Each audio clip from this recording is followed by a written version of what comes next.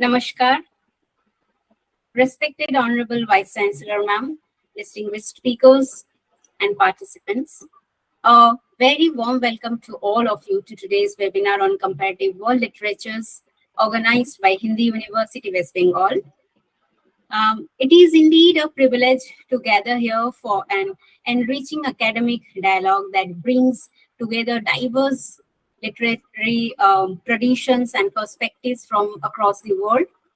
This significant program is being conducted under the esteemed patronage of our Honorable Vice-Chancellor, Ma'am, Professor Nandini Sahu, whose visionary leadership continues to inspire and strengthen the academic and cultural ethos of the university. Now, I would like to extend a warm welcome to our distinguished speakers, Mr. Shyamal Bhattacharya, sir, and Dr. Nabanita Sengupta, ma'am, whose scholarship and insights will undoubtedly enrich our understanding of comparative world literatures. Now, it is my great honor to introduce Professor Nandini Sahu, ma'am, Vice-Chancellor, Hindi University, West Bengal, India. And of course, Amazon's best-seller author, Professor of English and former Director, School of Foreign Languages, IGNOU, New Delhi, is an established Indian English poet, creative writer, and folklorist.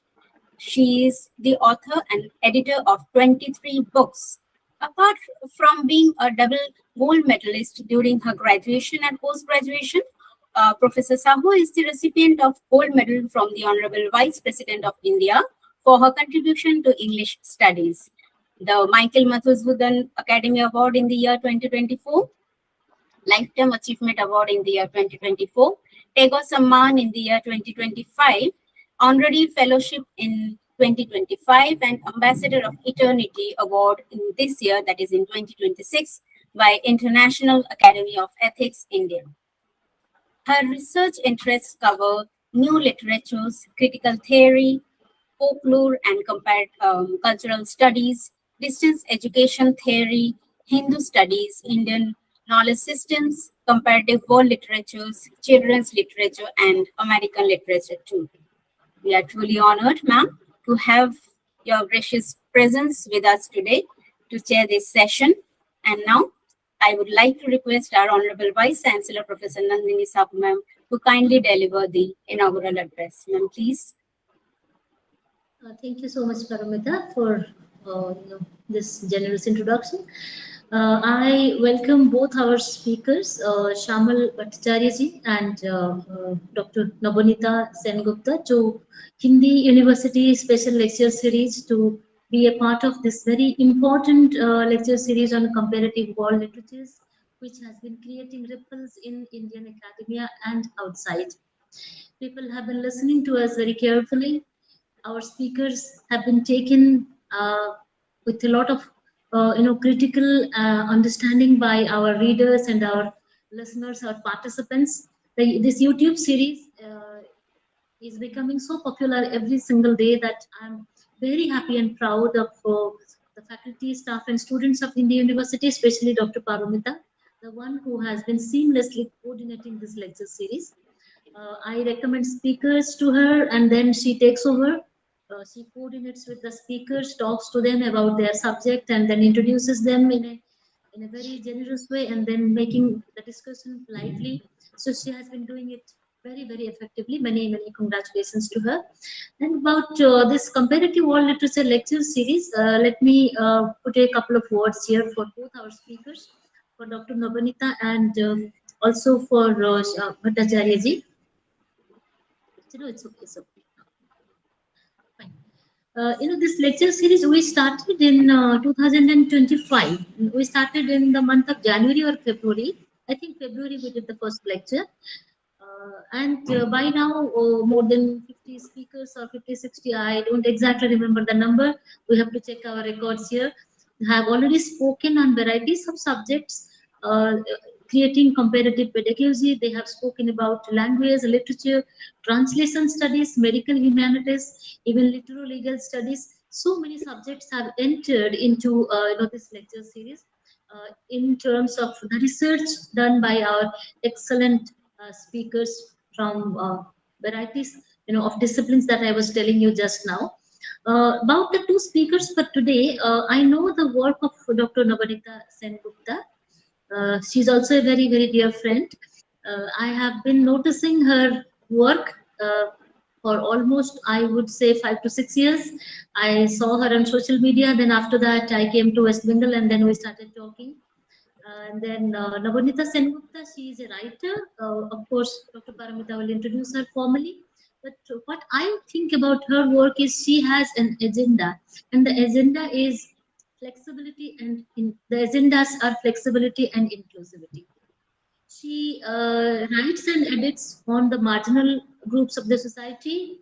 She tries to give a voice to people who may be lacking a voice for themselves due to various reasons. And Dr. Nabanita, who has wide exposure, she has studied in Delhi, she has worked in many places, now she's working in West Bengal. So, given her wide experience and exposure to varieties of places and people, she is making best use of her research by giving a voice to the voiceless. So this is my appreciation, my admiration of Dr. Nabanita. Rest anyway, Dr. Paramita is going to talk about her work, and then her lecture will speak for itself. Her lecture will speak for her. We don't need to be very, very verbal about talking about a speaker when she is about to speak for herself. And the next speaker is Dr. Shyamal Bhattacharya. Shyamal Bhattacharya ji. I don't know if he's doctor. I'm told that he is, into media, and he has been doing very good work, very important and interesting work. The other day, Dr. Paramita was telling me about him. He said, "Ma'am, sir is very eminent. He has been doing excellent work." So we have appreciation for you. We are keen on listening to you and your research. We welcome you to be a part of this very important lecture series from Hindi University on comparative world literatures. And today, your topic is the evolutionary journey of the Punjabi short story. Probably, we would like to know from you a few things. We don't have much of idea about Punjabi short stories at Hindi University. So when we design our syllabus on comparative world literature, one or two chapters or units can be on Punjabi literature, and we would like to know more from you about Punjabi short story in world literary storytelling traditions. We would like to know that from you. Then maybe you can also tell us a little bit about the historical trauma and collective memory as comparative motifs in Punjabi short stories. I would like to know a little bit about that from you. And also in the comparative transitions, you may like to address my or our queries on rural ethos to urban modernity vis-a-vis comparative literature and Punjabi stories. And kindly tell us a little bit about language, orality, and resistance in the comparative context. Make it the world literature context. And the first speaker, or Dr. Nabanita, I am told that she will be speaking on translating gender. What a fascinating topic. The title of her paper would be Translating Gender Approaches Towards an Inclusive Literary World View. This topic itself is so very attractive and so very academic, and I expect nothing less than the bright topic from Dr. Nabanita. We have to compare. We have a department of translation studies already, an MA in translation studies, and our students are very well placed. They are getting placements as Rajbhasha Adhikari, even in the All India rank of Punjab National Bank and many other examinations. Our students are getting excellent placements and positions. In this scenario, now we are in the process of approaching the University Grants Commission to introduce UGC NET examination in translation studies. I had a word about it with also Dr. Nabanita.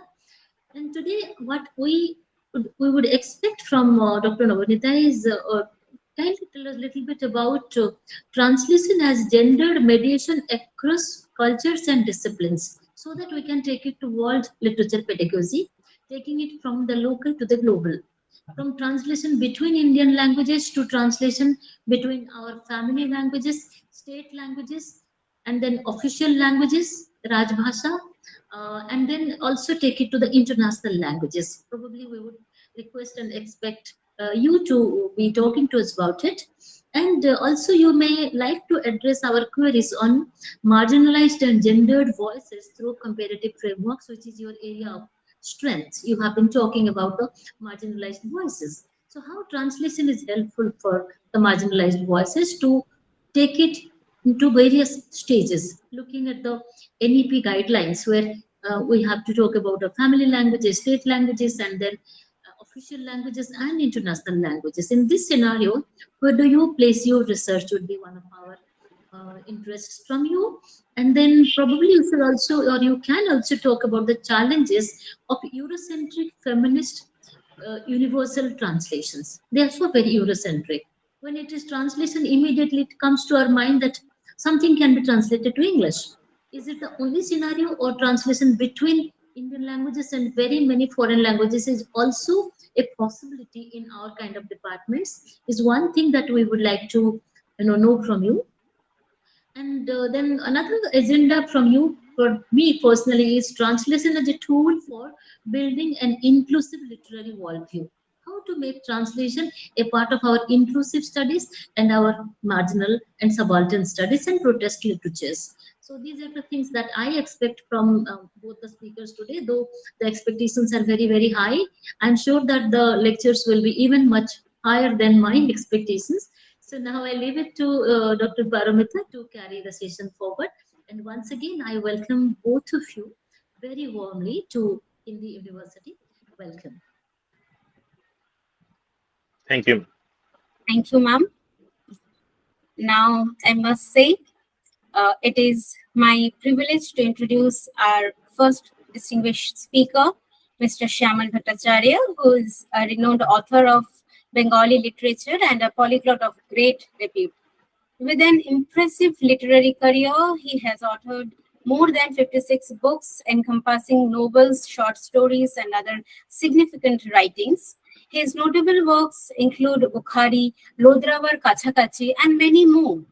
His remarkable contribution to literature has been widely recognized through numerous prestigious honors, including accolades from Jahangirnagar University, Gano Vishwavidyalaya, and the University of Dhaka. Punjabi Lekhak Academy, Jalandhar, Trivedi Sahitya Academy, Jalandhar, Tripura Prabha Honor, Sutapa Roy Chaudhuri Award by Paschim Bongo Bangla Academy, Government of West Bengal, the Sahitya Academic Translation Award, Amrita Pritam Samman, Shiromani Sahityakar Samman, Udaipur Sahityak Academy, Government of Madhya Pradesh, and the Sonali Ghoshal Saraswato Samman, among others. Now I invite Shri Shyamal Bhattacharya sir to deliver his insightful lecture. Sir, please. धन्यवाद पारोमिता जी। आदरणीय कुलपति महोदया, professor Nandini Sahu जी, अन्य शिक्षकों और मेरा युवा साथियों और मेरा सहवक्ता नवनीता सेनगुप्ता जी, नमस्ते। आज इस प्रतिष्ठित विश्वविद्यालय के प्रांगण में साहित्य पर बात करना मेरे लिए गौरव का विषय है।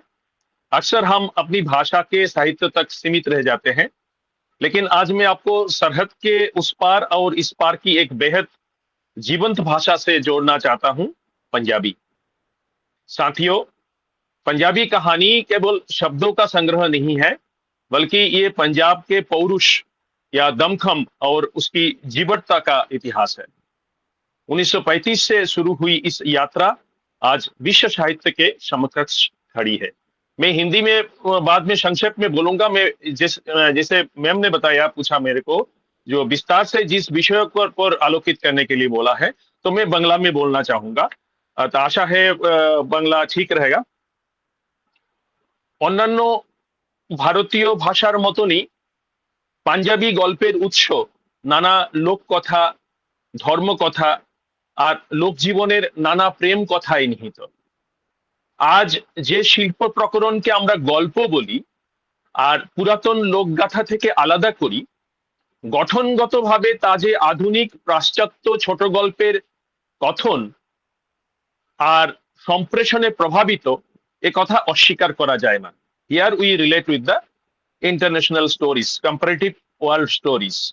কোনো ভারতীয় ভাষার ছোট গল্পই আজ আর পাশ্চাত্য গল্প শৈলী থেকে সম্পূর্ণ মুক্ত নয়, কিন্তু এই প্রভাব সত্ত্বেও পাঞ্জাবি গল্প নিজস্ব সজীবতা ও শিল্পশৈলীকে লোকশৈলী ও লোকশিল্পের সঙ্গে জুড়ে রেখেছে। সেই প্রগাঢ় ও পরিপুষ্ট পরম্পরাই পাঞ্জাবি ভাষাকে বিকশিত করেছে আর সাহিত্য ধারাকে সততার সঙ্গে দুহাত বাড়িয়ে আগলে রেখেছে মায়ের মতো। এজন্যেই অন্য প্রায় সমস্ত ভারতীয় ভাষার মতো যথার্থতার সংকট কখনো পাঞ্জাবি ভাষাকে সমস্যায় ফেলেনি। আধুনিক পাঞ্জাবি গল্পের জন্ম আমি আগেই বললাম 1935 নাগাদ হয়েছে। তারপর বিগত 9 দশকে নানা বিবর্তনের মধ্য দিয়ে সাম্প্রতিক পাঞ্জাবি ছোট গল্প কতটা বর্তমান সময়ের দর্পণ হয়ে উঠেছে সেটাই আমার আলোচনার বিষয়। আধুনিক পাঞ্জাবি গল্পের প্রথম প্রজন্মের 4 গল্পকার হলেন সন সিং শেখো, সুজান সিং, মোহন সিং এবং করতার সিং দুগ্গল।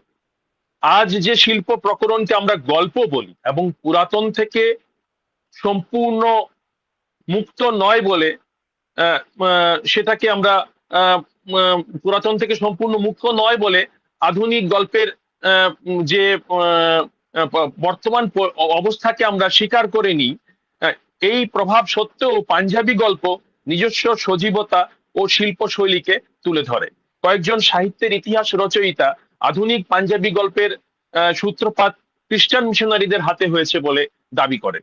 অবিভক্ত পাঞ্জাবে 19 শতাব্দীর শেষ ভাগে ধর্ম প্রচারের খাতিরে বাইবেলের গল্পগুলিকে স্থানীয় রং দিয়ে ওরা গুরুমুখী লিপিতে প্রকাশ করেন, কিন্তু এই বিকাশে এই গল্পগুলির মানে পাঞ্জাবি সাহিত্যের ছোট গল্পের বিকাশে এই গল্পগুলির কোনো ভূমিকা রয়েছে বলে বেশিরভাগ আলোচক স্বীকার করেন না। গল্পগুলিতে খ্রিস্ট ধর্মীয় দর্শন, স্থানকাল পাত্রের মানবিক সত্যকেও ছাপিয়ে গেছে। পাঞ্জাবি লোক সংস্কৃতি এত প্রগাঢ় এবং সমৃদ্ধ যে তা থেকে আলাদা করে শিল্প সংস্কৃতির কোনো প্রকরণকেই ভাবা যায় না। সেই প্রগাঢ় ও পরিপুষ্ট পরম্পরাই পাঞ্জাবি ভাষাকে বিকশিত করেছে আর সাহিত্য ধারাকে সততার সঙ্গে দুহাত বাড়িয়ে আগলে রেখেছে। পাঞ্জাবি গল্পের বিকাশকে দুজন গুরুত্বপূর্ণ কথা সাহিত্যিকের আলোচনা থেকে স্পষ্ট করা যেতে পারে। আমার পাঞ্জাবি শিক্ষক ও প্রখ্যাত কথা সাহিত্যিক জসবন্ত সিং বিদ্দির মতে পাঞ্জাবি গল্পের এই প্রগতি কয়েকশো বছরের দীক্ষার ফসল নয়, কেবলমাত্র 50 বছরের প্রচেষ্টাতেই পাঞ্জাবি গল্প বিশ্বমানে পৌঁছে গেছে। পাঞ্জাবি গল্পের আদি পুরুষদের খোঁজ করতে গিয়ে দিল্লিবাসী কথা সাহিত্যিক গুরবচন সিং বুল্লরের কাছে জানতে পারি 5 জন গল্পকারকে তিনি আধুনিক পাঞ্জাবি গল্পের স্থাপক বলে মানেন। এরা হলেন ভাই মোহন সিং বেদ, লাল সিং কমলা আকালি, চরণ সিং শহীদ, নানক সিং এবং গুরুমুখ সিং মুসাফির। এরা সবাই সিংহ সভা আন্দোলন বা সিং সভা আন্দোলন যেটাকে বলে পাঞ্জাবিতে দ্বারা প্রভাবিত ছিলেন। এদের গল্পে ছিল সামাজিক ও চারিত্রিক শোধনবাদ ও নৈতিক মূল্যের আস্থাবাদী প্রচার। আধুনিক পাঞ্জাবি গল্পের আদি পুরুষদের নিয়ে জসবন্ত সিং বিদ্দি কিন্তু ভিন্ন মত পোষণ করেন। তার মতে পাঞ্জাবি গল্পের ইতিহাসে আদি জনম সাকিকে বিশেষ গুরুত্ব দেওয়া হয়। এই আদি জনম সাকি কয়েকশো বছর আগে লেখা, এর সঙ্গে আধুনিক গল্প সাহিত্যের কোনো সম্পর্ক নেই। আধুনিক গল্পের জন্ম 1935-এ হয়েছে। যাদের কথা বললাম সন সিং শেখো, সুজান সিং, মোহন সিং এবং করতার সিং দুগ্গলের হাত ধরে। এরা প্রত্যেকেই যথার্থবাদী লেখক। এরা শরৎচন্দ্র চট্টোপাধ্যায় এবং মুন্সি প্রেমচাঁদের দ্বারা প্রভাবিত। এরা 4 জন। সন সিং শেখো শুরুতে ইংরেজিতে লিখতেন, পরে তিনি প্রথম পাঞ্জাবি পাঠককে আধুনিক ছোট গল্প উপহার দেন। গল্পটির নাম ভত্তা। প্রয়াত আলোচক হীরা সিং দর্দ তার একটা কালেকশন আছে এ পাঞ্জাবি সাংঘরা, 1940 সালে বেরিয়েছিল। এটাই প্রথম পাঞ্জাবি কালেকশন। তার ভূমিকায় লিখেছেন, আমার পড়া প্রথম পাঞ্জাবি ছোট গল্প লাল সিং কমলা আকালি সম্ভবত 1921 সালে আকালি সমাচার পত্রে ছাপা হয়েছিল। এই গল্পটির কোনো অস্তিত্ব কোনো গবেষকই খুঁজে বের করতে পারেননি, আর কেউ কোনোখানে এর কথা উল্লেখও করেননি। এমনকি হীরা সিং দর্দ নিজের সম্পাদিত গল্প সংগ্রহে ওই গল্পটি ছাপেননি। আগে গুরবচন সিং ভুল্লরের আলোচনায় যে সিং সভার কথা বলেছি, সেই সাংস্কৃতিক রাজনৈতিক আন্দোলনকালে প্রচুর গল্প উপন্যাস লেখা হয়েছিল। এখানে আমি এবং পড়াশোনা করে একথা বলা সাহস করি যে এই শিখ জাগরণের ব্যাপক সাংস্কৃতিক কর্মকাণ্ড এমনকি লোক সংস্কৃতি চর্চাও শুধু শিখদের মধ্যেই সীমাবদ্ধ ছিল। ফলে এহেন সজীব একটি ভাষাকে জাতিবাদী টুকরায় ভাগ করে দেখা হয়েছে এবং কেবল শিখদেরকেই পাঞ্জাবি ভাষা ও সাহিত্যে গুরুত্ব দিয়ে পাঞ্জাবি হিন্দু এবং পাঞ্জাবি মুসলমানদের থেকে আলাদা করার সংকীর্ণ প্রয়াস করা হয়েছে। এমনকি দিল্লিবাসী ইংরেজি লেখক খুশবন্ত সিংও এই সংকীর্ণতার শরিক। তার লেখা একটি প্রবন্ধে আমি পড়ি, সিংহসভার আন্দোলনের কৃতিত্ব লেখকদের শিখ ধর্মের বিকাশে নিজেদের বৌদ্ধিক যোগদান। যিনি এই উদ্দেশ্যে সবচেয়ে বেশি কাজ করেছেন তিনি হলেন ভাই বীর সিং।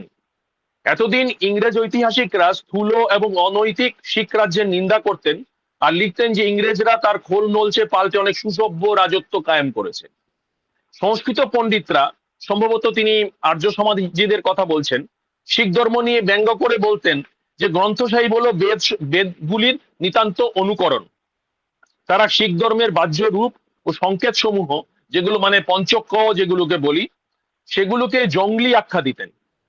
সেই সময়ে লেখা ভাই বীর সিংহের সুন্দরী, বিজয় সিংহ, সতবন্ত কৌর এবং বাবা নৌত সিং এর উপন্যাসের বিষয় শিখদের বীরত্ব এবং বাহাদুরি নিরূপণ। রবীন্দ্রনাথ ও নেতাজি সম্পর্কে খুশবন্ত সিং এর ব্যঙ্গাত্মক মন্তব্যগুলি আমি আগেই জানতাম এবং তার লেখা সফট পর্ণ সাহিত্য সম্পর্কে অবগত রয়েছি বলে এই মন্তব্য পড়ে আমি খুব একটা হতবাক হইনি। এখানে বলে রাখা উচিত, পাঞ্জাবি শিখদের ভাষা হলেও কেবলই শিখদের ভাষা নয়। পাঞ্জাবি ভাষাকে তাই পাঞ্জাবি হিন্দু, পাঞ্জাবি মুসলমান এবং পাঞ্জাবি শিখদের ভাষা বলে আলাদা কোঠায় ভাগ করতে গিয়ে সামগ্রিকভাবে ওরা পাঞ্জাবি ভাষা ও সাহিত্যের ক্ষতিই করেছেন। পাকিস্তানের পাঞ্জাবি লেখকরা গুরুমুখী লিপিতে সাহিত্য রচনা না করে শাহমুখী লিপিতে রচনা করেন, ফলে এতে আরবি ফার্সি শব্দাবলী সরাসরি অনুপ্রবেশ ও প্রভূত পরিমাণে অপভ্রংশ সৃষ্টির সুযোগ থেকে যায়।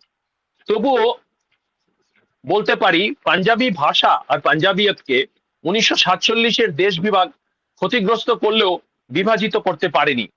পাঞ্জাবি ভাষাও কেবল শিখদের ভাষা হয়ে থেকে যায়নি। গুরবচন সিং ভুল্লার প্রথম পর্যায়ে লেখকদের নাম করতে গিয়ে চরণ সিংহের নাম করেছেন। কোন আলোচক চরণ সিংহের গল্পের মৌলিকতা নিয়ে সন্দেহ প্রকাশ করেছেন। এছাড়া মোহন সিং বেদ ও বলবন্ত সিং চত্রথের মতো তৎকালীন বাকি লেখকদের গল্পে ধর্মীয় নৈতিক মূল্যবোধই প্রাধান্য পেয়েছে। তারা কোন রকম শৈলী বা শিল্পকৃতির ধার ধারেননি। 1920 থেকে 1935-এর মধ্যবর্তী সময়কে পাঞ্জাবি কথা সাহিত্যের সম্ভাবনার যুগ বলে আখ্যা দেওয়া হয়।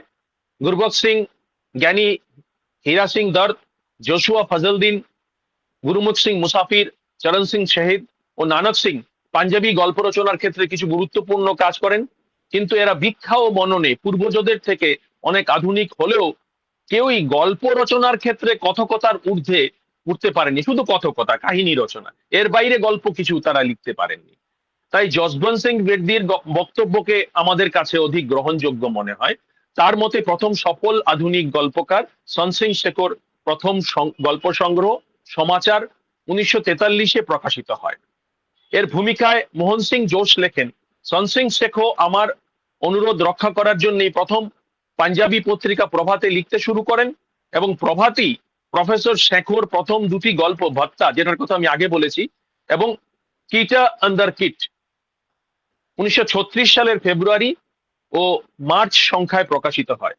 বৃদ্ধির মতে এই ভত্তা গল্পের মাধ্যমেই আধুনিক পাঞ্জাবি ছোট গল্পের জয়যাত্রা শুরু।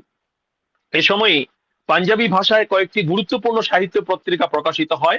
প্রভাত, লিখারি এবং পঞ্চদরিয়ার সম্পাদকরা শুরু থেকেই যথার্থবাদী কথা সাহিত্যকে প্রশ্রয় দিয়েছেন। এই সময়ে বাংলায় কল্লোল যুগের লেখকরা দাপিয়ে বেড়াচ্ছেন। হিন্দিতে প্রেমচন্দ্রের যথার্থবাদী ধারা সমগ্র গদ্য সাহিত্যকেই প্লাবিত করে দিয়েছে। হিন্দিতেও কাফনের মতো গল্প লেখা হয়ে গেছে। তখনই সনসিং শেখো ভত্তা এবং সুজন সিং ভুলেখার মতো গুরুত্বপূর্ণ যথার্থবাদী গল্প লিখলেন। অন্য কোনো ভাষার গদ্য সাহিত্য পাঞ্জাবি ছোট গল্পকে তেমন প্রভাবিত করেনি, শুধু বাংলা এবং হিন্দি। ওই সময়ে পাঞ্জাবি গল্পের অগ্রগতিতে বিজয় কেতন উড়িয়ে নিজেকে প্রতিষ্ঠিত করেন শ্রী কর্তার সিং দুগ্গল। দুগ্গলের গল্পগুলিতে পাঞ্জাবের মাটি ও মানুষের সঘন সত্য নতুনভাবে ফুটে ওঠে। সেই সময়ে প্রফেসর মোহন সিং, অমৃতা প্রীতম ও দেবেন্দ্র সত্যার্থীর মতন শক্তিশালী লেখকরা পাঞ্জাবি কথা সাহিত্যে অবতীর্ণ হন। এরা পাঞ্জাবি মন ও মানব জীবনের সত্যকে পেঁয়াজের খোসার মতন ছাড়ান, আর নিজস্ব ভিক্ষা ও মননে পাঞ্জাবি গল্পকে স্বতন্ত্র করে তোলেন। তারপর আসে ভারত বিভাগের সেই কালখণ্ড, যা বিশেষ করে পাঞ্জাবি ও বাঙালি মানুষকে, বাংলা ও পাঞ্জাবের জনজীবনকে রক্তাক্ত করে দেয়।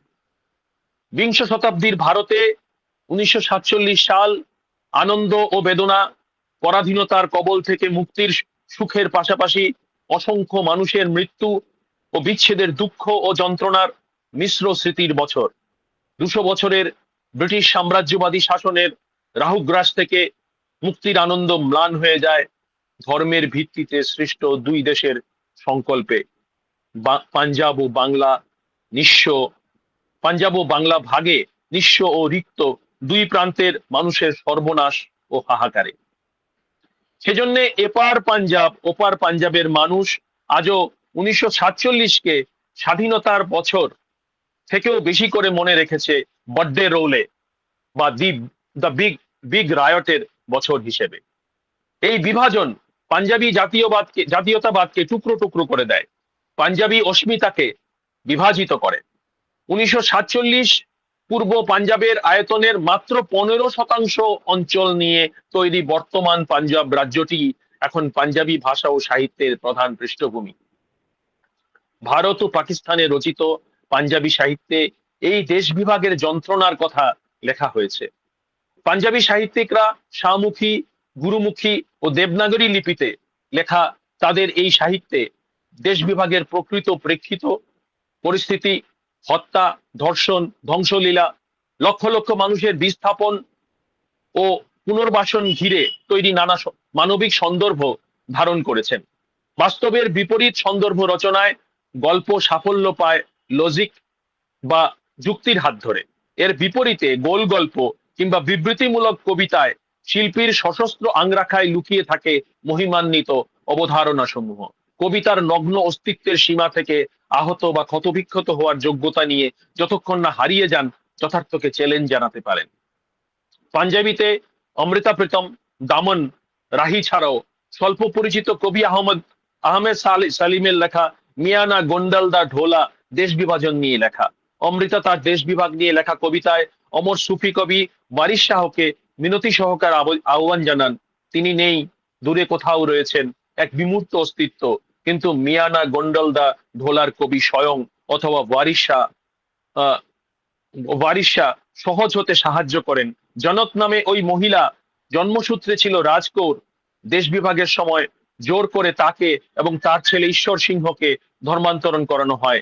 ছেলের মুসলমান নাম হয় উমরদিন, কিন্তু তাদের সাংস্কৃতিক শিকড় এতই গভীরে প্রথিত যে উমরদিনের মেয়ে কতিনা চুপি চুপি গুরুদ্বারায় গিয়ে গ্রন্থ সাহিব পড়তে চায়। আসলে সেটি ছিল একটি গুরুদ্বারার ধ্বংসাবশেষ মাত্র।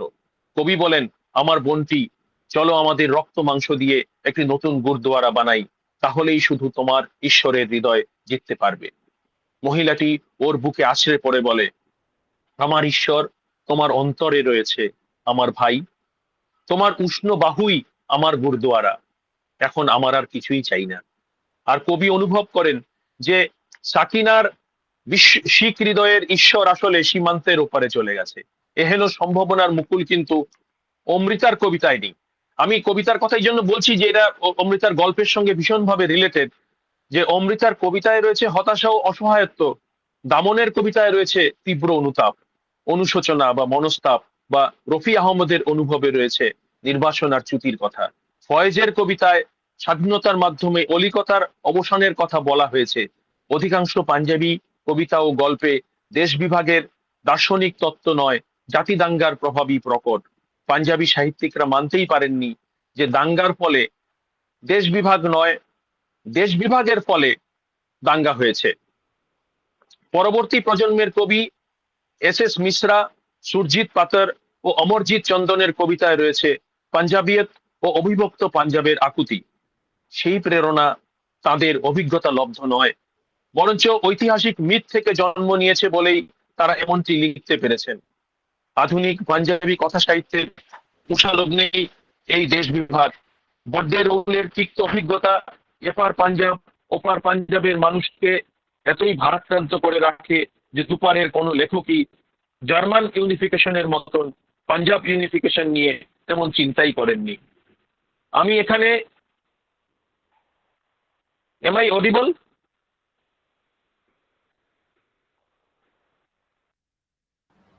Yes, yes.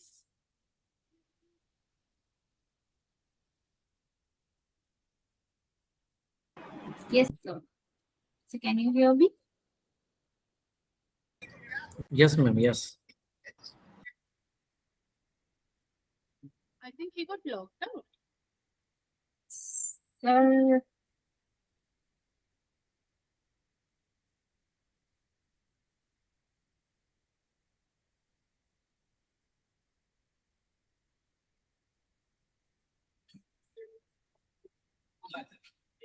sir, are you there?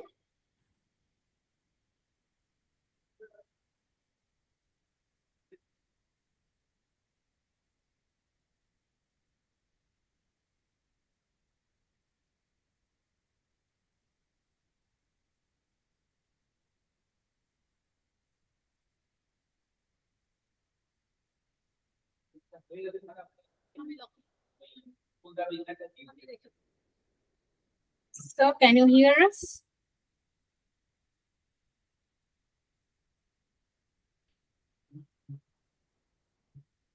I think he has lost the connection. Can't see him here. Joined. Yes. sir.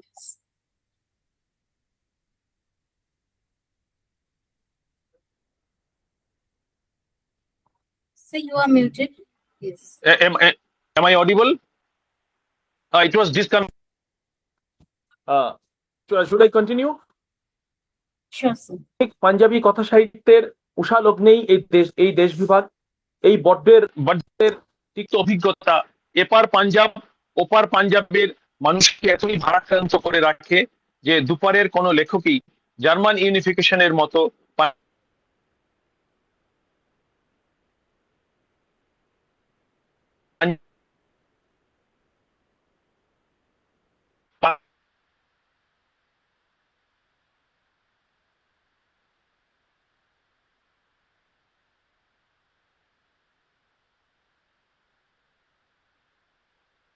ভাষিক মাত্রা দিয়েও অন্যান্য ভাষায় লেখা দেশ বিভাগের সাহিত্য থেকে আলাদা করে রেখেছে। দেশ বিভাগ নিয়ে লেখা পাঞ্জাবি সাহিত্য, আমি কবিতার কথা উল্লেখ করেছি, কবিতা খুবই হাতে গোনা। আসলে দেশ বিভাগ নিয়ে লেখে পাঞ্জাবি সাহিত্য, উর্দুতে লেখা রাজিন্দর সিং বেদির উপন্যাস তামস আর ইংরেজিতে লেখা খুশবন্ত সিং এর লেখা নবলেট ট্রেন টু পাকিস্তান ছাড়া বিশ্বমানের সাহিত্য হয়ে ওঠা প্রায় সমস্ত পাঞ্জাবি লেখকের রচনাই হলো ছোট গল্প। ট্রেন টু পাকিস্তান পড়েও আমার মনে হয়েছে এটি একটি অসমাপ্ত উপন্যাসের কয়েকটি অধ্যায় মাত্র। কেন এত ছোট গল্প? এই নিয়ে ভেবে ভেবে যা জবাব পেয়েছি তা হলো, ছোট গল্পে সবসময়ই একটি পরিকল্পিত, উদ্ভাবিত বা সংসাধিত যথার্থের মাধ্যমে বেঁচে থাকার সম্ভাবনা থাকে। লেখক সেটা গ্রহণ করতে পারেন, আবার নাও পারেন। কবিতার ক্ষেত্রে সেই বিকল্প থাকে না। দেশভাগের গল্প 1947-এর দেশ বিভাগ নিয়ে সেই সময় থেকে 2006 পর্যন্ত, যেটা আমি পড়েছি 2006-এ দলবিন্দর সিংহের নীলাপানি সিরজনাতে প্রকাশ হয়েছিল, আজমের সিং সিদ্ধুর ডব্বি প্রবচনে প্রকাশিত হয়েছিল এবং সামল ধামির মলহম সিরজনায় প্রকাশিত হয়েছিল। এগুলো সব 2006-এ লেখা। এগুলো হচ্ছে সবচেয়ে পরের গল্প। জসবন্ত দিদ সম্পাদিত 1995 যে সাহিত্য একাডেমি একটি দেশ বন্ড দিয়া কাহানিয়া ছেপেছিল, সেখানে প্রখ্যাত কথা সাহিত্যিক রামস্বরূপ পানখি ও বলরাজ সাহানি ইয়াদগার থেকে প্রকাশিত কালি সান্তালি সংগ্রহ পড়ার সৌভাগ্য আমার হয়েছে। 2001-এ পোল্যান্ডের ওয়ারাস ইউনিভার্সিটি থেকে প্রকাশিত খেজারথন আন্না সেকলুৎস্কা সম্পাদিত 51টি পাঞ্জাবি গল্পের সংকলনও প্রকাশিত হয়। এই গল্পগুলি সমদর্শী সাহিত্যপত্রের বিভিন্ন সংখ্যারূপে অঙ্ক সন্তালি নামে প্রকাশিত হয়। এছাড়া অনেক জীবিত পাঞ্জাবি কথা সাহিত্যিক নিজেই তাদের গল্প সংগ্রহ উপন্যাস আমাকে ভালোবেসে উপহার দিয়েছেন, সেগুলি থেকে নির্বাচিত 83টি গল্প আমি বাংলায় অনুবাদ করেছি। এছাড়া বন্ধু ও প্রাবন্ধিক ও গল্পকার ডক্টর বলদেব সিং ধালিওয়ালের লেখা একটি নিবন্ধ ও অগ্রজ কবি অমরজিৎ চন্দনের লেখা একটি নিবন্ধ থেকেও সাহায্য নিয়ে এই লেখাটি আজকে তৈরি করেছি আমি। যে গুলদেব সিং রূপানার গল্প হাওয়া, যে মদন সে দেশভাগের সময় দাঙ্গায় মানুষের মৃত্যু দেখতে দেখতে ক্রমে এত পাষাণ হৃদয় হয়ে পড়ে যে তার নিজের সন্তানের মৃত্যুর পরও কোনো সংবেদনা তাকে স্পর্শ করে না। রূপানার অন্য গল্প সীসা দেশভাগের প্রেক্ষিতে লেখা পাঞ্জাবি ভাষার অন্যতম শ্রেষ্ঠ গল্প। এই গল্পে কথক 1947-এর একটি পাঞ্জাবি গ্রামের প্রেক্ষিতে পাঞ্জাবি সাহিত্যের এক ফরাসি ছাত্র ডেনিসকে গল্প শোনায়। ডেনিস যখন কথায় কথায় প্রশ্ন করে লেখক তার গল্পে ওই গ্রামের মুসলমান শিশুদের গণহত্যার কথা কেন লেখেননি, গল্পের লেখক তার কোনো জবাব দিতে পারেন না। ছোট গল্পে কেবলমাত্র সাদাত হাসান মান্টো ছাড়া আর কোনো মুসলমান লেখক দেশভাগের অপ্রয়োজনীয়তা নিয়ে প্রশ্ন তোলেননি। মান্টো তুলেছেন তার প্রোবাটেক সিং গল্পে। পাগলেরাও যে সরকারি ও বেসরকারি পাগলামির পার্থক্য বোঝে, এক ধর্মের মানুষেরা যখন দলবদ্ধভাবে অন্য ধর্মের মানুষের উপর ধর্মীয় গোঁড়ামি এবং রাজনৈতিক ভিন্নতার বাহানায় হত্যালীলা ও গণধর্ষণ করে, গল্পের এক পাগল মোহাম্মদ আলী নির্বাচনের সময় এলাকায় নিজেকে কায়েদে আজম মোহাম্মদ আলী জিন্না বলে পরিচয় দেয়, আর ওর দেখা দেখি আরেক শিখ পাগল নিজেকে মাস্টার তারা সিং বলে ঘোষণা করে। ফলস্বরূপ মারামারি ও রক্তারক্তি যাতে না হয় তা নিশ্চিত করতে তাদেরকে খতরনাক পাগল ঘোষণা করে আলাদা আলাদা কামরায় বন্দী করে রাখা হয়। এক অসাধারণ মুন্সিয়ানায় বোনা তীক্ষ্ণ শ্লেষ ও ব্যঙ্গ দিয়ে এই গল্প দেশকালের ঊর্ধ্বে নিজের শিল্পকে স্থাপন করতে পেরেছেন। সেজন্য তিনি দুদেশেই সমান জনপ্রিয়। দেশ বিভাগ নিয়ে লেখা তার গল্প খোলদো, ঠান্ডা গোস্ত ইত্যাদি গল্প নানা রকম প্রশ্ন তুলেছে। উর্দুতে লেখা মান্টোর অনেক জনপ্রিয় গল্প দেশ বিভাগের ফসল। উর্দুতে লেখা কৃষ্ণচন্দ্রের পেশোয়ার এক্সপ্রেস গল্পটি শেষ হয় ট্রেনের মধ্যে একটি মুসলমান মেয়েকে হত্যার মাধ্যমে। তার সঙ্গে ছিল একটি রক্তাক্ত সমাজবিদ্যার বই, জন স্ট্রেচের লেখা সোশ্যালিজম থিওরি অ্যান্ড প্র্যাকটিস। তার মলাটে ছাপা একটি সামাজিক যথার্থের বার্তা। আর সবশেষে ট্রেনটিকে দিয়ে লেখক কথা বলান, তারপর আর হিন্দু থাকবে না, মুসলমানও থাকবে না, শুধু থাকবে শ্রমিক ও মানুষ। সংক্ষেপে লেখা যায়, দেশ বিভাগের প্রভাব বাংলা ও পাঞ্জাবি এই দুই ভারতীয় ভাষা সাহিত্যে যতটা ব্যঞ্জনা নিয়ে এসেছে, উর্দুতে লেখা মান্টোর কয়েকটি গল্প ও কৃষ্ণচন্দ্রের পেশোয়ার এক্সপ্রেস ছাড়া হিন্দি বা অন্য কোনো ভারতীয় ভাষার ক্ষেত্রে তার সিকিভাগও সম্ভব হয়নি। বাংলা ও পাঞ্জাবের ভাষা ও সাহিত্যের সম্পূর্ণ ঘর সংসার তখন রক্ত গঙ্গায় প্লাবিত হয়। সাম্প্রদায়িক ঘৃণা, নরহত্যা, গণধর্ষণ ও লুণ্ঠন বাংলা ও পাঞ্জাবের জনজীবনকে একরকম পঙ্গু করে দেয়। কিন্তু এটাই ঐতিহাসিক সত্য যে অন্য যে কোনো ভারতীয় ভাষার চাইতে অনেক বেশি এই দুই ভাষার কবি, কথা সাহিত্যিক ও নাট্যকাররা ঘৃণা ও মৃত্যুর শ্মশান ভূমিতে সৌহার্দ্য, সদ্ভাব ও মানবতার জয়গান গিয়েছেন। তারা কিন্তু ঘৃণা ছড়াননি।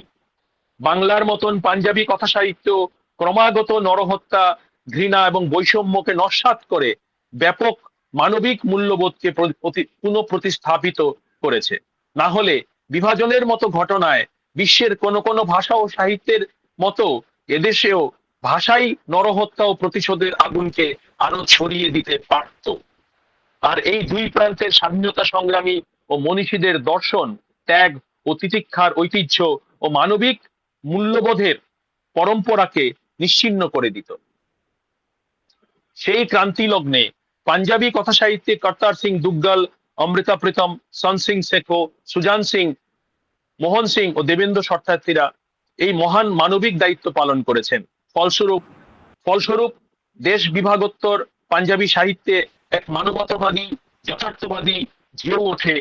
কুলবন্ত সিং ধীর, সদ্দক সিং ধীর, নবতেজ সিং, মোহন সিং শর্মা, দলীপ কুর তিওয়ানার মতো লেখকরা তাদের মানবতাবাদী দীক্ষাকে গল্পের মাধ্যমে পাঞ্জাবি মানুষকে এক সমৃদ্ধ মননে লালিত করেন।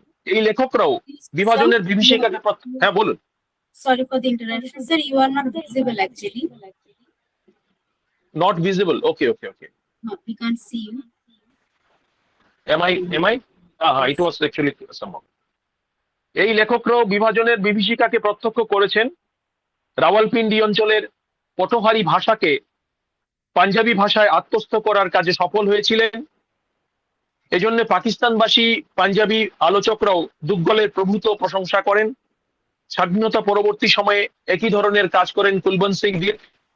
লাহোর পাকিস্তানে চলে গেলেও লাহোরেই পাঞ্জাবির প্রবাদ প্রবচনগুলি যাতে হারিয়ে না যায়, ভুলে না যায়, কালের স্রোতে হারিয়ে না যায়, কুলবন্ত সিং বীর ও অন্য কয়েকজন লেখক নিয়মিত কলম চালনায় সেই চেষ্টায় সফল হন।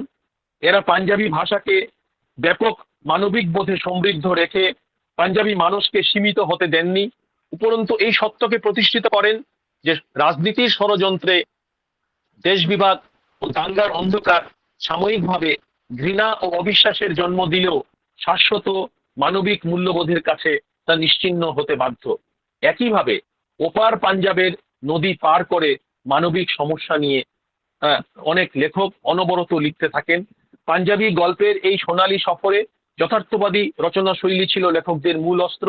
এরপরই পাঞ্জাবি কথা সাহিত্যকে সমৃদ্ধ করার কাজে এগিয়ে আসেন জসবন্ত সিং বির্দি, রামস্বরূপ পানকি, অজিত কৌর, গুলজার সিং সন্ধু, গুরদয়াল সিং, প্রেম প্রকাশের মতো শক্তিশালী লেখকেরা। এরা যথার্থবাদকে ভেঙে নস্যাৎ করেননি, জড়তার মধ্য থেকে নতুন মানব সত্য উদ্ঘাটিত করেন। প্রত্যেক ভাষার সাহিত্যেই যখন এমন মোড় আসে তখন জড়তা ভাঙার কাজে একদল স্রষ্টা এগিয়ে আসেন। গবেষক ও সমালোচকরা এই নতুন ধারাকে প্রচলিত ধারার বিরুদ্ধে স্থাপিত করে লিখতে শুরু করেন। এরকম বিভাজনের মাধ্যমে সাহিত্য বিশ্লেষণ সমালোচকদের কাছে সুবিধাজনক। তাই এরা দুগ্গল, অমৃতা প্রীতম থেকে শুরু করে দলীপ কৌর টিওয়ানো অব্দি লেখকদের দ্বিতীয় পর্যায়ের লেখক, আর ভির্দি, আনকি, সান্ধু, গুরদয়াল সিং, প্রেম প্রকাশ, মোহন ভান্ডারীদের তৃতীয় পর্যায়ের লেখক বলেন। পাঞ্জাবি কথা সাহিত্যে নতুন ধারা যথার্থতার জড়তাকে ভেঙে সামাজিক পরিবর্তনের প্রেক্ষিতে যথাসময়ে নতুন যথার্থের উদ্ঘাটন করে। আসলে প্রত্যেক ভাষাতেই একটা সময় একদল লেখক কোনো বিশেষ ভাবধারা নিয়ে লিখতে লিখতে একঘেয়ে হয়ে পড়েন। এই একঘেয়েমি সৃষ্টি করে এক অদ্ভুত দমবন্ধ জড়তা। ওই ভাষার সাহিত্যের মূলধারার পাঠকদের সাহিত্য বিমুখ করে তোলে। ভিতরে ভিতরে খলবল করতে থাকা সত্য অভিব্যক্তিগুলি নতুন মাত্রায় প্রকাশের অপেক্ষায় থাকে। তৃতীয় পর্যায়ের এই লেখকরা পাঞ্জাবি গল্পে এই অভিব্যক্তি ও মননকে নতুন মাত্রা প্রদান করে যথার্থবাদী গল্প পরম্পরার খোল নলচে পাল্টে শিল্পের সত্যকে মহিমামণ্ডিত করে।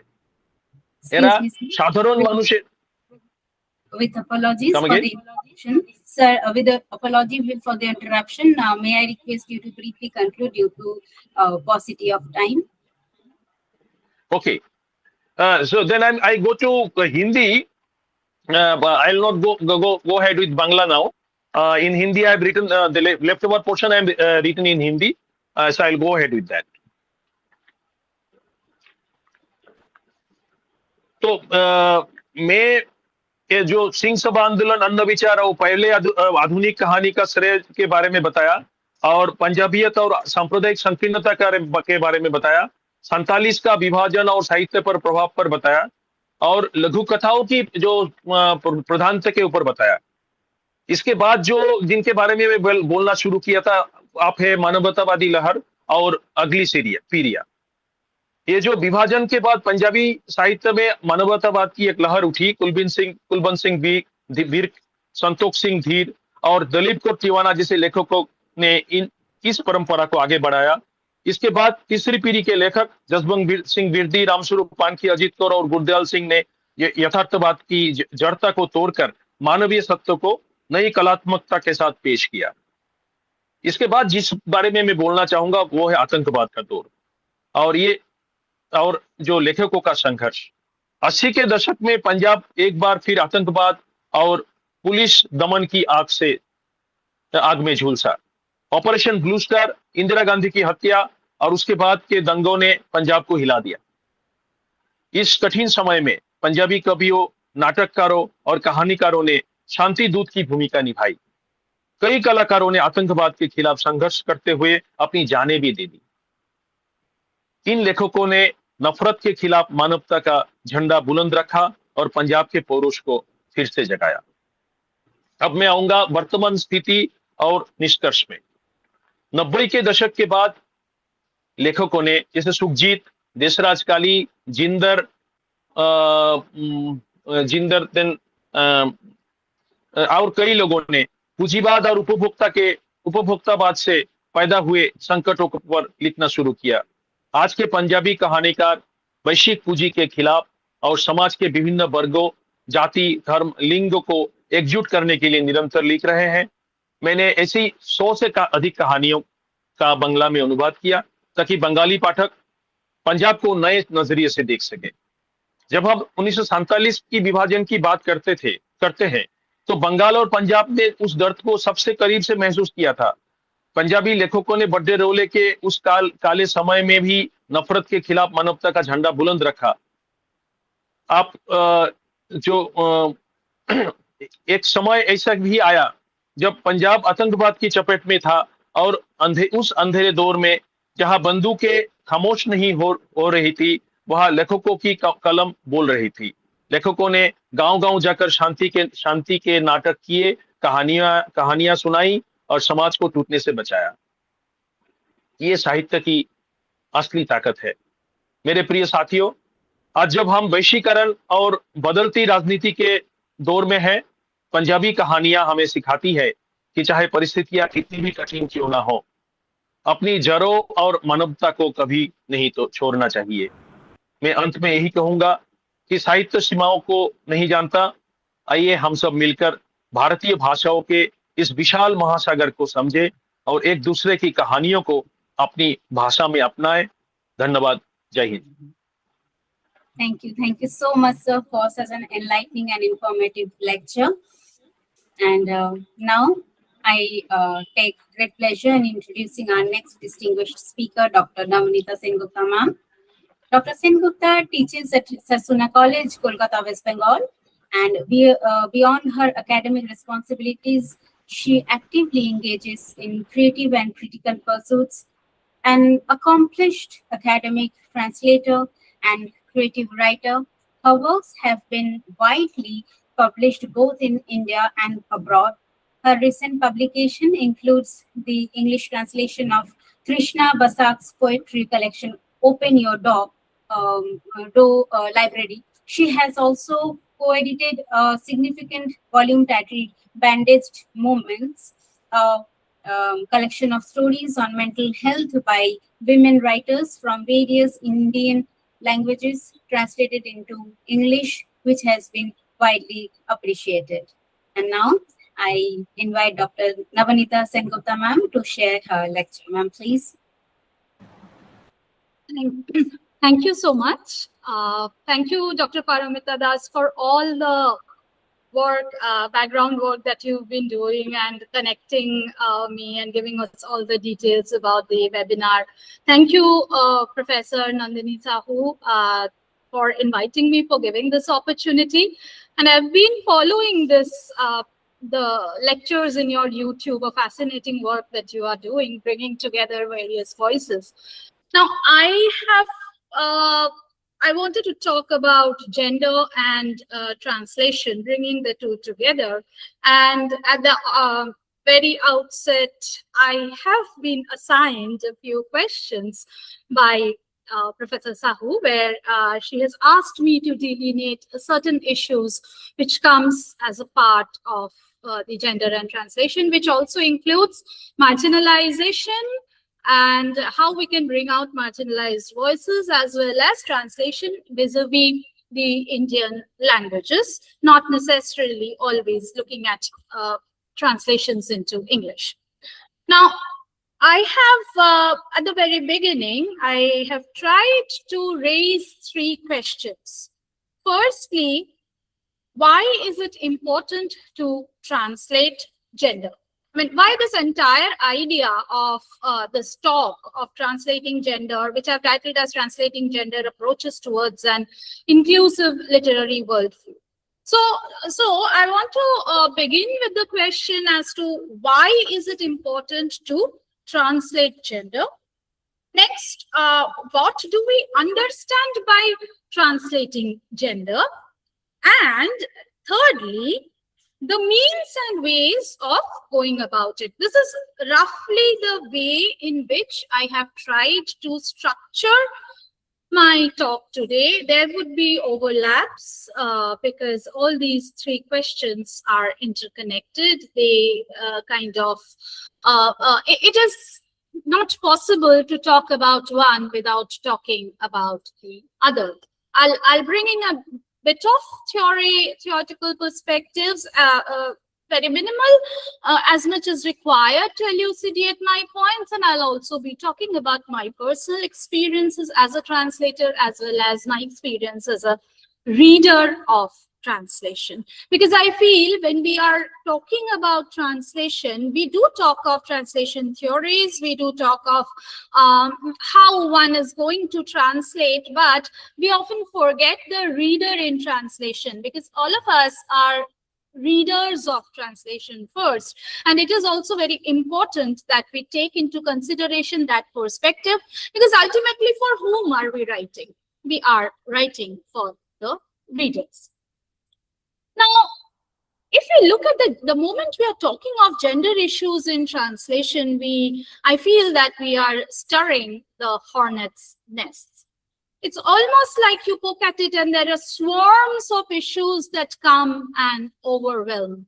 And now to this entire idea of overwhelming issues that come up we can also add the problems of machine translation and how it has a very lopsided perspective to gender.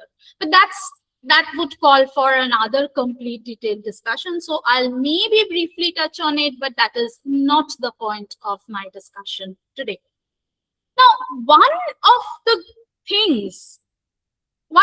gains of post-colonial translation, post-colonial perspective, the rise of post-colonialism, has been the plurality of voices.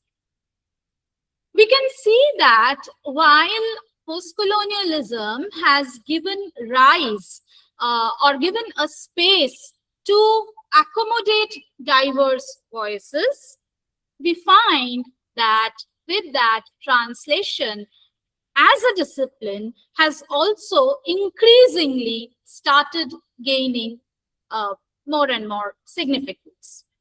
So, this idea of providing a space to the marginal voices, we think of Spivak's essay of Can the Subaltern Speak? So I feel in many ways translation makes the subaltern speak. And when I am talking in terms of gender, then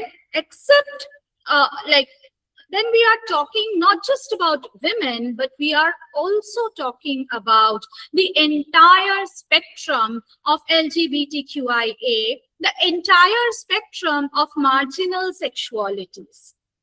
So, gender in translation, therefore, is not a single strand. It is not a linear movement of understanding or just a linear replacement of a set of verb in one language into another. It is much more. It is much more layered, much more political than we openly accept it to be.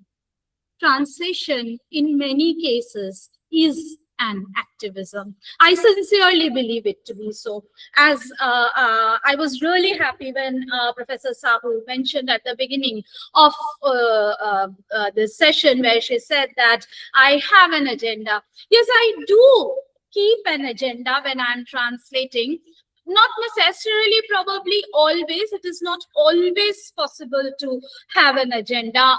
But then I have a very deep interest in bringing out voices which I feel is important, which I think should go out to the world. Not that I'm doing it as any kind of favor, not that I'm making the translator sit at a hierarchical, higher authoritarian position. No, the translator is there just to communicate. I look at the role of the translator as a bridge, as a very important connection. Well, we think of Forster's idea of only connect. So it is through translation where we can talk of the idea of only connect.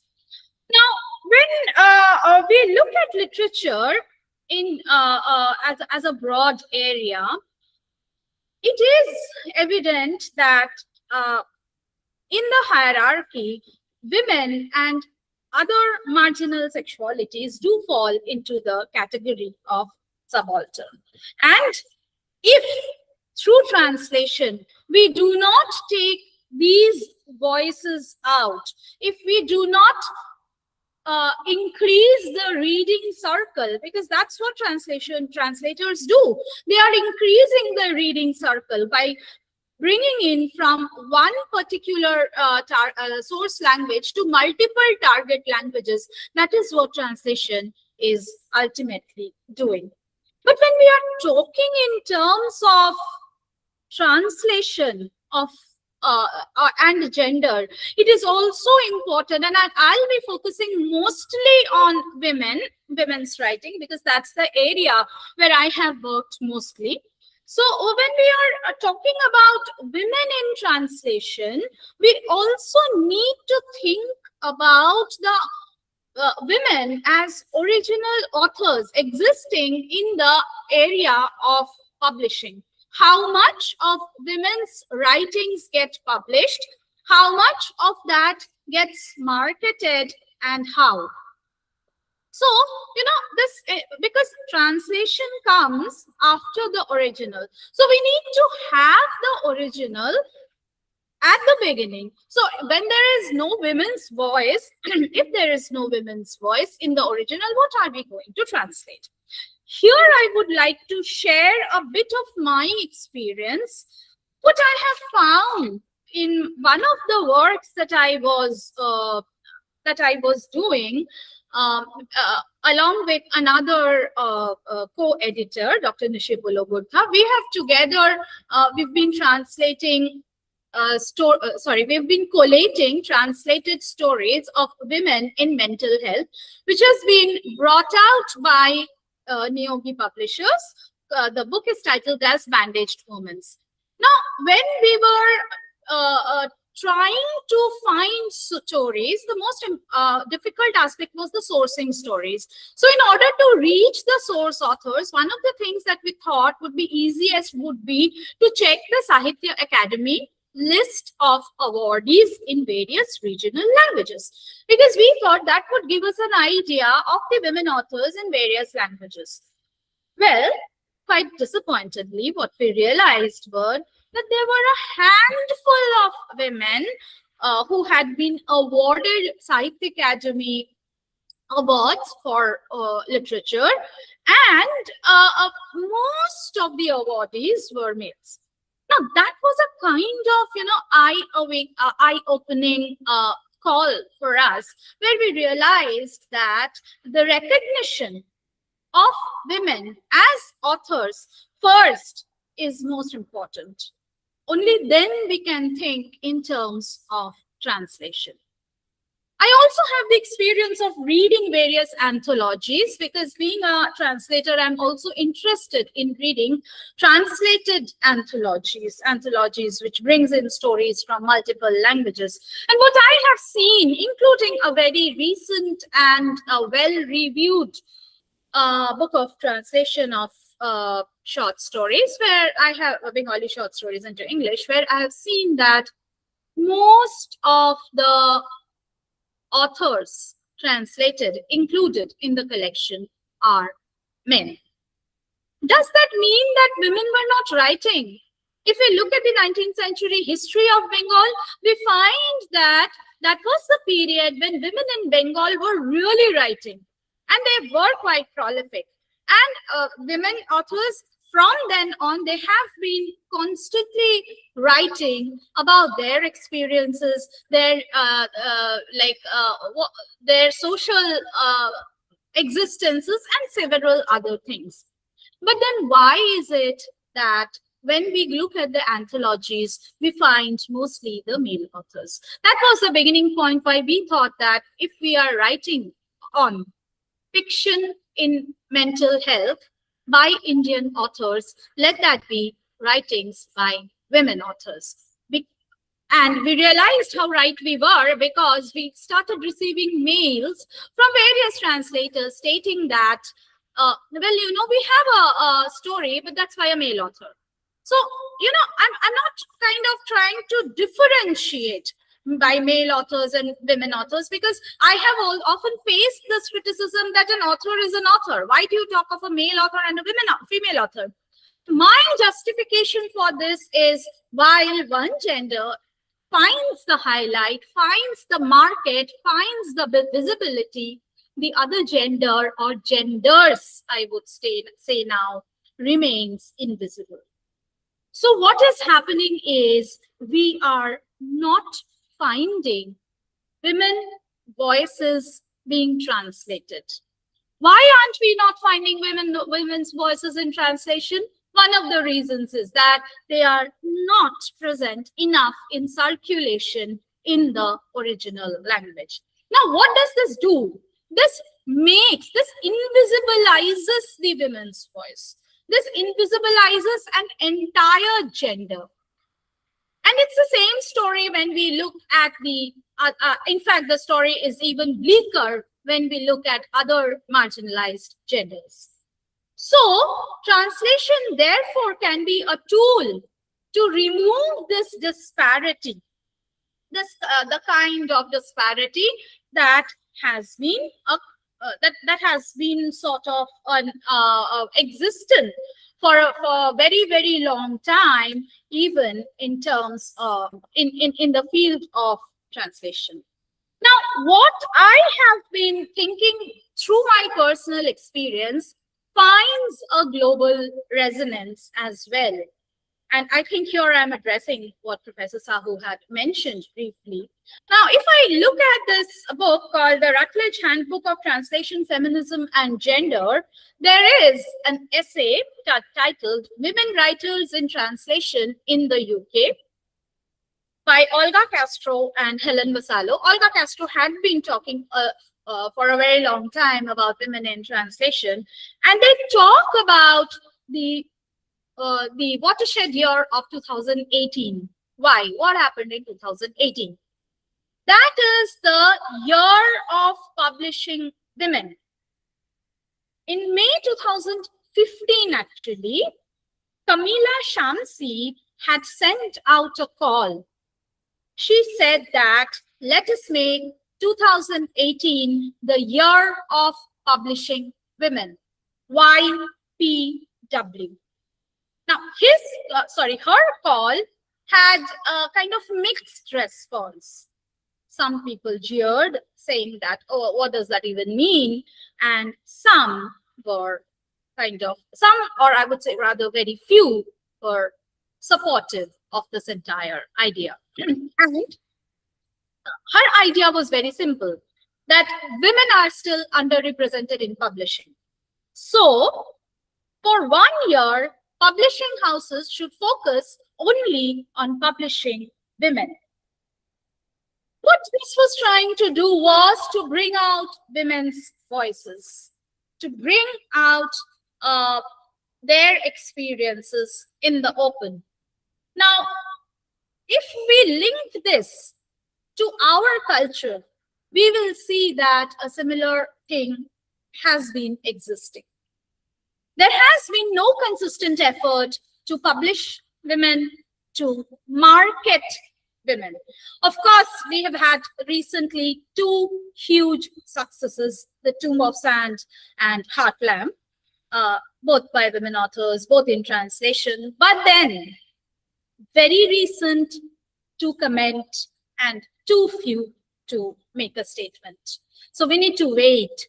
So to go back to what she was trying to do is she was trying to increase the visibility. Now, the same article says that there is a lack, while there is this lack of women's visibility in their own literary culture, it has been found out that a meager 3%, less than 1/3 of the books in English translation are authored by women writers. So you see how it's a kind of an inverted pyramid structure, right? So if you do not have too many in original, you cannot have in translation. So the first step was actually to increase the publications by women. That was something which was happening around this period, and which though this has been an initiative which prioritized white women's writing, I kind of find a similar trajectory with the first feminist wave. But while this prioritized the white women's writing, this at least brought into the question that women require to be read. Now, so this was the first attempt to bring in the visibility of women. Now, some initiatives followed thereafter. There was this Translating Women project, which shortly came up. And there, actually the founder is one of the co-authors of this article, Helen Vassallo. She recommends and promotes book by women to be translated. This is one Translation Women project. Number two that happened, which did a lot of good to women in translation, was Warwick Prize for Women in Translation. And the third initiative, the one with which I guess all of us are familiar now, many of us, those who are interested in translation studies, is the Women in Translation Month. That began in 2014 by Maytel Radzinski, who encouraged and challenged readers to find out translated texts by women in every August, and to sort of translate those texts that they found were worth translating. And there were a lot of hashtag social media happening around this, hashtag WIT month, hashtag women in translation. Nowadays, we have universities taking up this Women in Translation month, doing events around that. We have kind of, while what had begun as a white women's initiative with the entire idea of a year of publishing women writers, has now transcended borders and kind of reached a kind of intersectionality. Now, that brings me to the entire idea of intersectionality in both feminism and translation, because I said both feminism and translation because it's impossible to talk of one without talking about the other, which brings me to the second part, which is, what do we understand by translating gender? What exactly are we talking about when we are talking about translating gender? Now, if we just look at the idea of women's writing and translating only women's issues, we are limiting ourselves, because let's, for example, take the context of India. In India, a woman's issue is never just a woman's issue. You have the whole idea of the socio-cultural perspective. What's the caste of that woman? What is the language of that woman? Because we also have a language hegemony. And where does she belong to? What is her socio-economic condition? What is her religion? So you see, when we are talking about women, there are so many other intersectionalities that come in. And it is important that we recognize each of these intersectionalities, that we rope in, that we bring in, assimilate as much of intersectionality as possible. Intersectionalities in terms of caste, in terms of class, in terms of language, in terms of disability. Several kinds of intersectionalities are important. So what's happening is, while we are looking at these initiatives that primarily began in Europe, which kind of has a Eurocentric feminist perspective, like the third and the fourth wave of feminist movement, we find that we are bringing in much more as we progress from a Eurocentric to a more global understanding of translation and gender. So one of the things that is very important to understand when we are translating gender is to understand the intersectionalities, because without including intersectionality, roping in intersectionality, it is difficult to understand what we are looking at. So that brings me actually to another book that I was looking at, which is titled as Translating Women, edited by N. Kamala, who quotes the Canadian scholar Susan Delord-Bemere Harwood. I'm not sure whether I got the pronunciation correct, but she talks about, I'm a translation because I'm a woman, and I'm a translation because I'm a bilingual. So she talks, about the questions of women's languages. That is, the women have dual language. Even the one who speaks in one language has dual languages, or two codes within the same language. One is the dominant code of the patriarchy, other is the private code of her language. Which brings to my mind one work that I translated of Krishna Bhavini Das's England Bongo Mohila, which I have translated as The Bengali Lady in England, where, when I look at Krishna Bhavini Das's work, I'm amazed at the kind of very objective and formal language that she uses for prose throughout.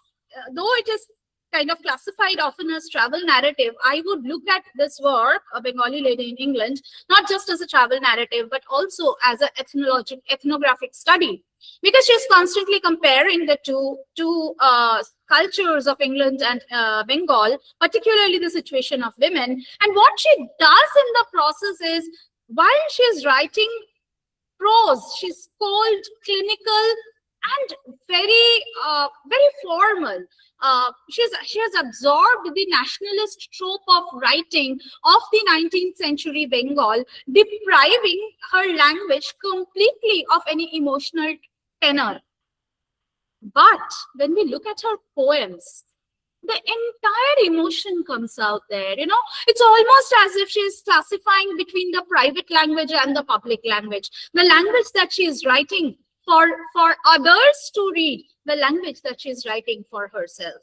So there's a kind of code switching. The one is the language, dominant and accepted language, which she is using in order to communicate her. And as a translator, I could almost feel the kind of cold clinicality that she was trying to bring in. And I did try and maintain that in my translation as well, while switching over completely when she is writing in poetry. So, poetry becomes that informal, emotional, private space. And she also has a very interesting book called Jibone Drishyamala, that means snippets of her life, which is actually a collection of poems which she has dedicated to her husband, who had passed away a little before the book was published, which is actually a kind of autobiography in poetry. So that I found very fascinating, because there she is very emotional, and there she talks about her likes and dislikes, and what has pained her, how the birth of a daughter of her brother-in-law has kind of made her very happy, but at the same time she's anxious whether that daughter will be given her due, because daughters are not given due in that society. So, a very, very kind of emotional, tangible kind of a narrative that we find there. Now, how much time do I have? Yes, ma'am. Actually, we are extremely sorry. We are a bit pressed for time. So Right. may I So 2 request you minutes. to kindly conclude? Yes. Yeah, thank I you, will sir. conclude. So, I just wanted to figure this particular book out for this. Now, I have also been reading I Salma, which is the translations of the Tamil poet Salma, whose works have been translated by Srilatha and Shobhana, K. Srilatha and Shobhana Kumar. And she, again, is a very marginalized voice, and it is through translation that her works come out. And then another work that I have been translating is Joya Goala's Murga Chuti Lal Phul. Joya Goala is a woman from Tripura tea gardens. And she is a woman who has seen firsthand the lives of the tea garden workers. So now when I talk of gender and translation, I feel that these are these are the issues, these are the voices that we need to bring out again and again. And the last part that I had mentioned was the means and ways of going about gender and translation. So that would actually be, I feel, to bring in as many diverse voices as possible. Not necessarily everybody has to be a marginalized voice, but we are a society which is a polyphonic society. So we must bring in as many kinds of voices as possible. We must bring in as much as we can from various languages, social structures, and whatever intersectionalities that we can think of. Only then can we be doing a service to gender and translation. Thank you. Thank you so much, ma'am, for such a knowledgeable lecture. Now, I would like to request our Honorable Vice-Chancellor, ma'am, Professor Nandini Sahu, to kindly share her valuable remarks. Ma'am, please.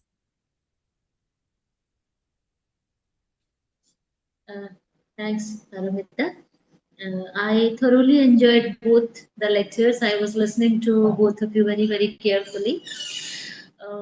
The first lecture on Punjabi short stories, even if it was in Bangla, but I do understand Bangla. I can read and write Bangla, so I took his points. I understood it very carefully. So he pointed out partition literature. Initially, he talked about partition literature because when it is Punjabi literature, it has to be partition literature somewhere or other, isn't it? Maybe you will agree with me. So partition has an epistemic rupture. That was his basic contention and basic point. And then he made it available to us by making Punjabi short stories a part of our everyday realism with political excesses. And then orality and subaltern studies, vis-a-vis Punjabi stories came up, and masculinity under crisis in Punjabi short stories he mentioned here and there. And his concluding part was pretty interesting. He emphasized on ethics over closure in any Punjabi short story. Ethics and morality, and maybe the takeaway of a reader from Punjabi short stories was something that he pointed out. Punjabi short fiction privileges moral disturbance over the catharsis. And so you cannot just apply Aristotle's theory of time, place, and action when it comes to Punjabi short stories. That's what I understood as a reader of Punjabi stories and from his lecture, and I thoroughly enjoyed it. If possible, please write a paper in Hindi or English on something that you presented, because we will be editing a volume, bilingual volume, which will be in Hindi and English. So we will include your paper. And coming to Dr. Nabanita, well, I expected nothing less than this from her. She was very, very enthusiastic as a woman translator herself, as a woman writer, as a woman translator, and her deep connection with women writers, and then translating them not just linguistically. She's trying to bring out the metaphor of translation from them, and then she's trying to present the spirit of the women writers. She is going to the subaltern groups, the marginal groups. She concluded by talking about one book that she's translating, which comes from somebody who doesn't have a voice, and then she is translating that person. So this is truly civilizational, and this is a real contribution, Nabanita. I must congratulate you on the good work you are doing. And coming to the academic points of your lecture, what I jotted down, which I will be taking in our university research and syllabuses, gender as a post-colonial discourse, and then gender not as a lexicon of a translation of a lexicon. It's a post-colonial discourse. And then you talked about translation, how it must carry power relations embedded in voice, silence, and addresses. And then also you emphasized on the embodied semantics, gestures, labor, sexuality, and then cultural re-inspiration in translation. And translation is not just linguistic substitution to you. And I accept, I agree with that. And then you presented translation as an ethical visibility when it comes to translating women. And if a woman translates another woman, probably the intensity is better. It is a debatable subject, so I will not go into that. Feminist translation talks about gendered asymmetries rather than neutralizing them for fluency. So this is not just a book that should be presented fluently, rather a book that should touch your heart and soul. Maybe this is how women's translation is presented by you. I enjoyed all the points and have taken the academic discourses that you have given. But at the end of the day, again, we would request you to prepare as a thorough paper from your lecture and please give it to us. We are making it a part of our Hindi University publication, and no need to say that both your lectures will be a part of our important YouTube series, lecture series on comparative world literatures. And once again, thank you for coming to us with so much of research, so many resources, and providing so much to us to think and rethink. You have certainly and definitely contributed to Hindi University. Thank you so much, ma'am. So as we come to the close of this enriching session, I extend my sincere gratitude to our Honorable Vice-chancellor, Ma'am, Professor Nandini Sahu, distinguished speakers and all participants for their valuable presence and insights. I also acknowledge the dedicated efforts of our technical team, Kajoli Das Roy and Aman Singh, and the support of Hindi University team in making this webinar a great success. Thank you so much once again and have a very good day. Okay, Thank you very then, much. Thank you. Thank Bye bye. you. Namaskar. Thank you. जल्दी मिलते हैं, बहुत जल्दी मिलते हैं. Okay. इंतजार रहेगा. Thank you. Zero, most welcome.